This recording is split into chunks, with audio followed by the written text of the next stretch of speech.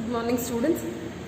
So in the previous video I had dealt with pancreatitis. So we have seen completely about what is pancreatitis, how it is caused, what are the symptoms of pancreatitis, what are the diagnostic tests that we have to do in order to confirm pancreatitis, as well as what is the management of pancreatitis. So completely I have told you about this pancreatitis. So now we'll continue the class. So in this video I'll be taking about the next topic, that is acute abdomen. Okay, I'll be taking the next topic, that is acute abdomen. So now what is this acute abdomen? So acute abdomen, it is the common problem that is usually seen in children. Okay, acute abdomen, it is the common problem that is usually seen in the children. Okay, it is the common problem that is usually seen in the children, and the term acute abdomen represents rapid onset of severe abdominal pain. Okay, so the term acute abdomen represents as the rapid onset of severe abdominal pain. So that is usually there. So that usually requires emergency treatment. Okay, that usually requires emergency treatment. So that is an acute abdomen. It is the common problem in the children. Okay, so acute abdomen, it is the common problem in the children.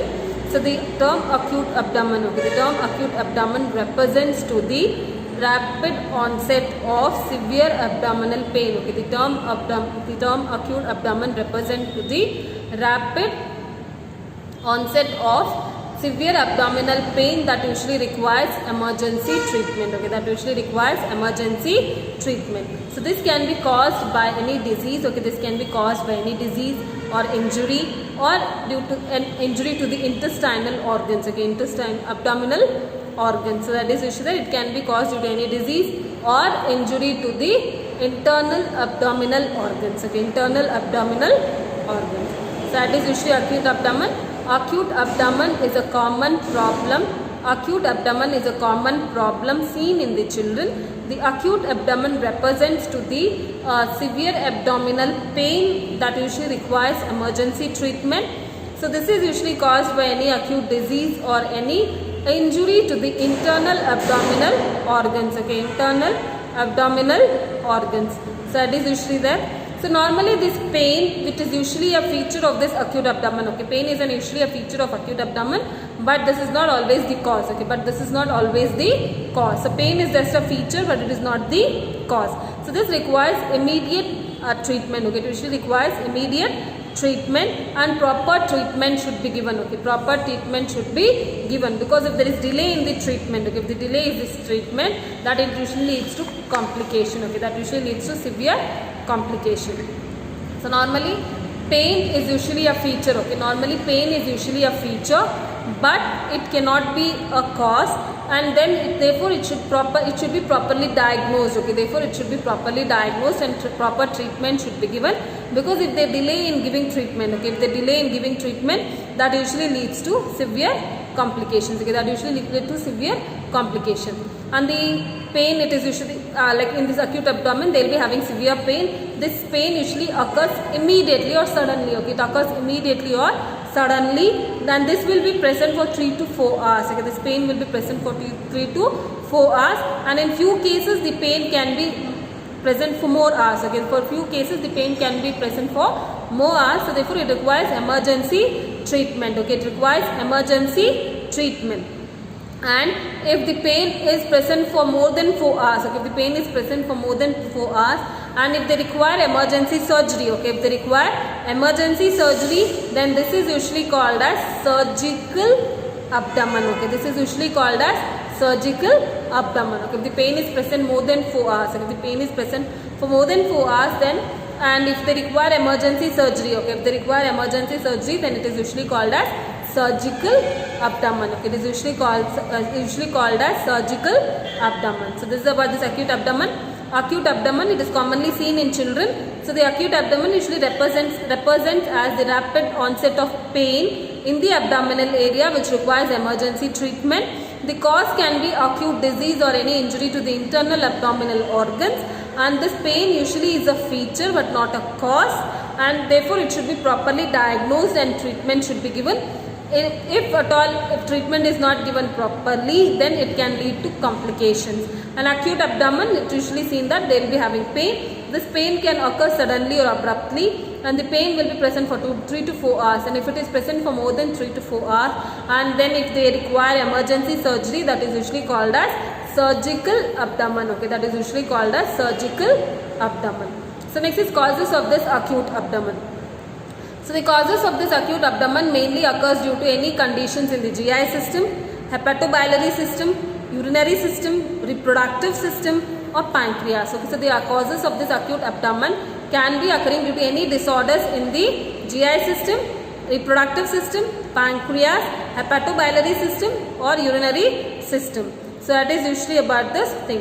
And there are also other causes also which is related to, which are linked to this acute abdomen. So we will see one by one what are the causes of this acute abdomen. So the first is causes related to GI system. The first is causes related to GI system.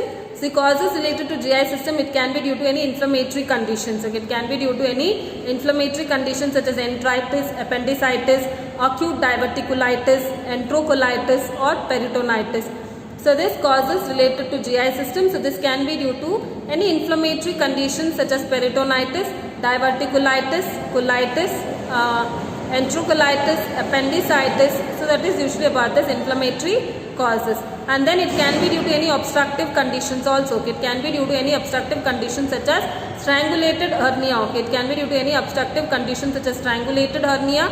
That is in case of any tumor, or acute peptic ulcer. Okay, or acute peptic ulcer.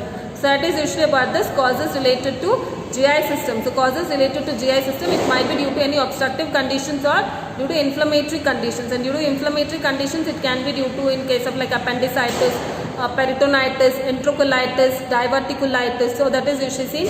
And in case of obstructive conditions, it can be in case of strangulated hernia or in case of acute peptic ulcer. So that is usually seen in case of causes of acute abdomen in case of like due to any GI disorders. So next is causes related to hepatobiliary system. So next is causes related to hepatobiliary system. So that is usually includes like if there is any inflammatory condition of the gallbladder and liver. Okay, it can be due to any inflammatory conditions of the gallbladder and liver such as acute hepatitis or acute cholecystitis. So it can be due to inflammatory conditions related to liver and gallbladder. So it is acute hepatitis or due to acute cholecystitis, or it can be due to any obstructive conditions such as in case of gallbladder stones. Okay, in case of gallbladder stones, or if there is any cyst. Okay, if there is any cyst. So that is usually about this causes related to acute biliary hepatic biliary causes. Okay, hepatobiliary system. See, causes related to hepatobiliary system, it mainly includes like any inflammatory condition such as inflammatory condition of the liver and gallbladder such as acute hepatitis or acute cholecystitis. Next, it can be due to obstructive conditions such as gallbladder stone or any cyst formation. So that is usually about this causes related to hepatobiliary system. So these causes related to or conditions related to urinary system. Okay, conditions related to urinary system, same thing, inflammatory conditions and obstructive condition. Inflammatory conditions, it includes like which causes this acute abdomen, it might be like pyelonephritis, acute cystitis. Okay, the same thing, inflammatory conditions and obstructive conditions. So obstructive inflammatory condition that causes this acute abdomen, it is mainly includes like cystitis or polynephritis. So it is usually there. In obstructive condition, it can be due to renal stone. Okay, it can be due to renal stone or hydronephrosis. Okay, hydronephrosis. So inflammatory conditions, it can be like pyelonephritis or cystitis, and in case of obstructive conditions, it can be like renal stone or hydronephrosis. So that is the conditions related to urinary system. So next is conditions related to reproductive system. Okay, conditions related to reproductive system. It can be due to ovarian torsion. Okay, it can be due to ovarian torsion, or it can be due to ectopic pregnancy. Okay, ectopic pregnancy outside the like uterus pregnancy. So that is usually there. Next, in case of pelvic inflammatory diseases. Again, in case of pelvic inflammatory diseases. So that is usually about this thing. So that is it, like conditions related to reproductive system. It can be due to the ovarian torsion, ectopic pregnancy, and as well as PID, pelvic inflammatory disease. So next is conditions related to pancreas. Okay, conditions related to pancreatitis, mainly it is pancreatitis and pancreatic cyst. Okay, it may be due to pancreatitis and pancreatic cyst. So it is usually about this causes which is related to different system. So the causes related to GI system, causes related to GI system where we have seen regarding like inflammatory conditions such as appendicitis, enterocolitis, diverticulitis, obstructive conditions. It might include like strangulated hernia, or in case of tumor. In case of conditions related to this one, hepatobiliary system, it might be inflammatory conditions related to liver and gallbladder, hepatitis and cholecystitis, and obstructive conditions such as gallbladder stone or cyst formation. Next, conditions related to urinary system, it includes like inflammatory condition, it includes pyelonephritis and cysticertitis. And next is obstructive condition, it includes renal stone or any hydronephrosis. Conditions related to reproductive system, it might be like ectopic pregnancy or PID. And conditions related to pancreas, it might be pancreatitis or pancreatic cyst. So the other causes for this acute abdomen, it might be due to the other diseases. So it can be due to other diseases such as intestinal ischemia or acute rheumatic fever. Okay, it can be due to intestinal ischemia, acute rheumatic fever, or in case of ruptured spleen. Okay, in case of ruptured spleen. So these are the causes of acute abdomen that is due to other diseases such as ruptured spleen, intestinal ischemia, or in case of acute rheumatic fever. So that is usually the causes of acute abdomen due to any other diseases. So that is usually there. And next is due to any other extra causes. Like any other extra causes, it might be due to any viral infections like herpes zoster virus, or due to the inflammation of muscle, tendon and joints. Like inflammation to the muscles, tendon and joints that is adjacent to abdomen. Okay, that is adjacent to abdomen, that usually causes this acute abdomen. Okay. The other causes might be like due to viral infections, that is herpes simplex virus, or it might be due to inflammation of the muscles, tendons and joints which is adjacent to abdomen. That is usually seen. So these are usually the causes of acute abdomen. So the causes, it is like system wise. The other causes might be due to diseases, and the other causes will be related to extra abdominal causes. So that is usually about this causes of acute abdomen. So next is symptoms. So symptoms, it is mainly as done as the differential diagnosis. The symptoms, it is usually studied as the differential diagnosis. They may be mainly they will be having history of pain. Okay, the main symptom is history of pain, but it will be differentiated with the other symptoms of pain. Okay, it is usually differentiated with the other symptoms. That is usually we have to see for the site of abdominal pain. Then we have to check for there will be abdominal distension.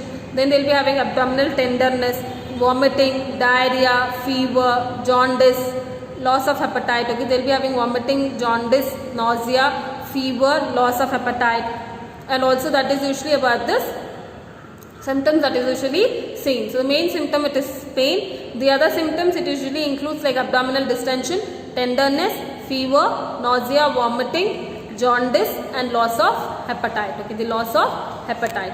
So that is usually about the symptoms. So symptoms, it is mainly seen, it is usually pain. So the other symptoms includes abdominal distension, abdominal tenderness, fever, nausea, vomiting, jaundice and loss of appetite. So these are usually symptoms of this acute abdomen. So next is diagnosis. Diagnosis, we go with first is that we have to collect the history.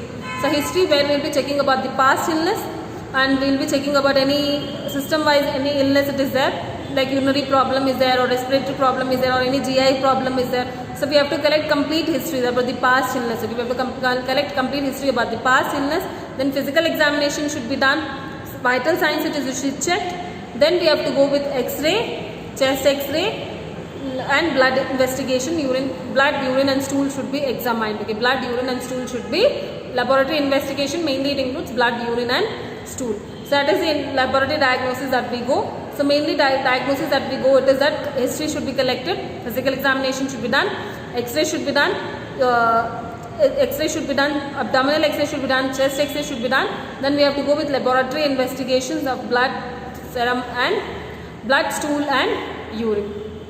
So this is about this laboratory diagnosis. So next is management.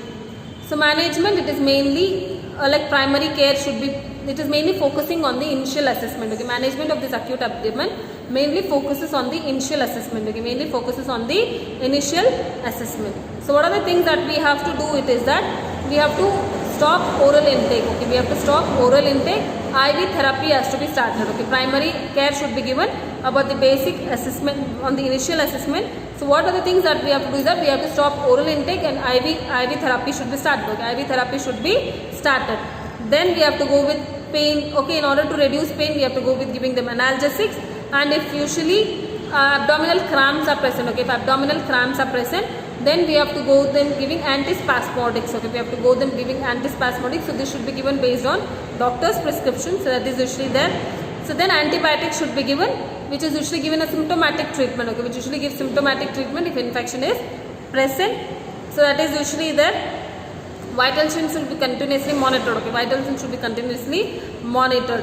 So that is usually about this management that usually we do. Okay, management that usually we do, it is mainly depends where we give primary care depending upon the initial assessment. Okay, primary care is usually